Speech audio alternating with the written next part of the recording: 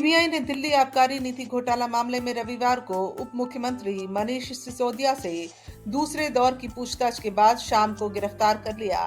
वहीं मनीष सिसोदिया को सोमवार को कोर्ट में पेश किया जाएगा। सीबीआई की प्राथमिकी में आरोपी नंबर 1 सिसोदिया से पहले 17 अक्टूबर को पूछताछ की गई थी। मनीष सिसोदिया की गिरफ्तारी के बाद आप के राज्यसभा सांसद ने केंद्र की बीजेपी की सरकार पर निशाना साधा। उन्होंने कहा कि केंद्र की मोदी सरकार ने तानाशाही की हद कर दी। अडानी के खिलाफ किसी तरह की कोई कार्रवाई नहीं हो रही है। संजय सिंह ने कहा कि अरविंद केजरीवाल से बीजेपी को डर लगता है, उसके मॉडल से डर लगता है। मोदी जी, आपकी तानाशाही का अंत जरूर होगा। वहीं बता दें कि सीबीआई मुख्यालय जाने से पहले मनीष सिसोदिया ने कहा था, आज फिर सीबीआई जा रहा हूं, पूरी जांच में पूरा सहयोग करेंगे। अगर मुझे कुछ महीने जेल में रहना पड़े तो मुझे कोई फर्क नहीं पड़ता। मैं भगत सिंह का अनुयायी हूँ। इस तरह के झूठे आरोपों के कारण जेल जाना छोटी बात है। सिसोदिया ने कहा कि स्कूलों में पढ़ रहे बच्चों से मुझे बहुत प्यार है। मैं बच्चों को कहना चाहता हूँ कि अगर आपके मनीष चाचा जी चले गए तो अभी छुट्टी होने वाली नहीं है। मैं बच्चों से कहना चाहता हूँ, उतनी मेहनत करना जितनी मैं अपेक्षा रखता हूँ। खूब मन लगाकर पढ़ना, लाखों बच्चों के ऊपर देश का भविष्य है। पंजाब के मुख्यमंत्री भगवंत मान ने रविवार को बड़ा दावा किया।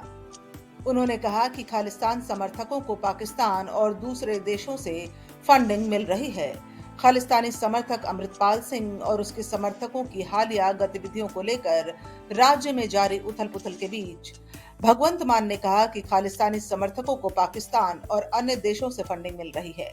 मुख्यमंत्री ने हालांकि खालिस्तानी तत्वों से निपटने के लिए किसी ठोस रणनीति का खुलासा नहीं किया, लेकिन कहा कि पंजाब पुलिस इस मुद्दे से निपटने में सक्षम है और केवल कुछ ही लोग पंजाब में इसका समर्थन कर रहे हैं। सीएम मान ने कहा, क्या आपको लगता है कि 1000 लोग पूरे पंजाब का प्रतिनिधित्व करते हैं? मान से जब पूछा गया कि अमृतपाल सिंह के प्रकरण के बाद उनके राज्य में लगाए जा रहे खालिस्तान समर्थक नारों के बारे में उनका क्या कहना है, इस सवाल के जवाब में मान ने कहा कि आप पंजाब आएं और खुद देखें कि कौन लोग इस तरह के नारे लगा रहे हैं। मान गुजरात के भावनगर में एक सामूहिक विवाह समारोह में भाग लेने के बाद प्रेस कॉन्फ्रेंस को संबोधित कर रहे थे।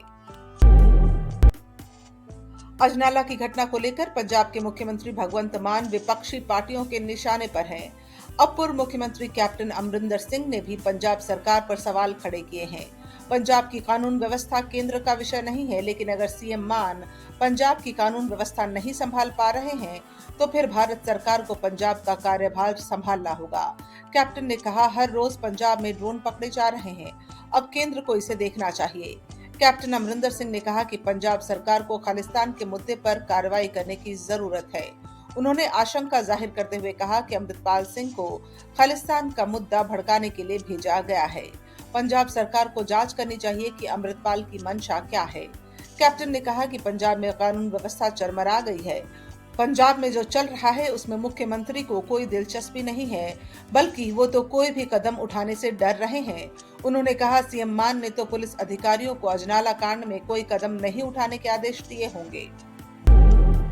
छत्तीसगढ़ के रायपुर में चल रहे कांग्रेस के 3 दिवसीय महाधिवेशन का रविवार को आखिरी दिन था।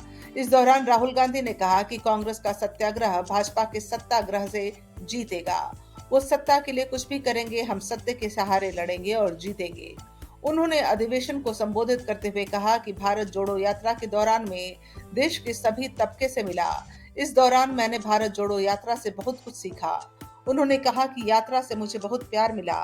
52 साल से मेरा घर नहीं, लेकिन जब कश्मीर पहुंचा तो अपने घर जैसा लगा। गांधी ने कहा, हमने लोगों के अंदर देशभक्ति की भावना जगाई। हमने किसी को झंडा पकड़ने के लिए नहीं कहा, लोग हमसे खुद ही जुड़ते चले गए। ये मोदी अडानी का रिश्ता क्या कहलाता है? बीजेपी और आरएसएस उसकी रक्षा कर रही है। शेयर कंपनी हजारों करोड़ रुपए विदेश भेज रही है, पर सत्ता में रहने के बावजूद नरेंद्र मोदी कुछ नहीं कर पा रहे। अडानी और मोदी एक ही हैं। उन्होंने पीएम नरेंद्र मोदी को आड़े हाथों लेते हुए कहा कि मोदी और अडानी का रिश्ता क्या है।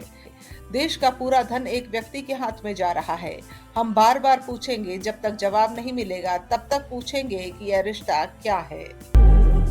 प्रधानमंत्री नरेंद्र मोदी ने रविवार को उत्तर प्रदेश के कानून व्यवस्था की सराहना करते हुए कहा कि एक समय था जब उत्तर प्रदेश माफियाओं और ध्वस्त कानून व्यवस्था के लिए जाना जाता था, लेकिन आज इसकी पहचान एक बेहतर कानून व्यवस्था और तेज गति से हो रहे विकास की ओर अग्रसर राज्य के रूप में की जाती है। उत्तर प्रदेश में चयनित 9055 पुलिस उप निरीक्षकों, प्लाटून कमांडर और अग्निशमन अधिकारियों को लखनऊ में मुख्यमंत्री योगी आदित्यनाथ द्वारा बांटे जा रहे नियुक्ति पत्र समारोह में प्रधानमंत्री नरेंद्र मोदी ने एक वीडियो संदेश के जरिए ये कहा।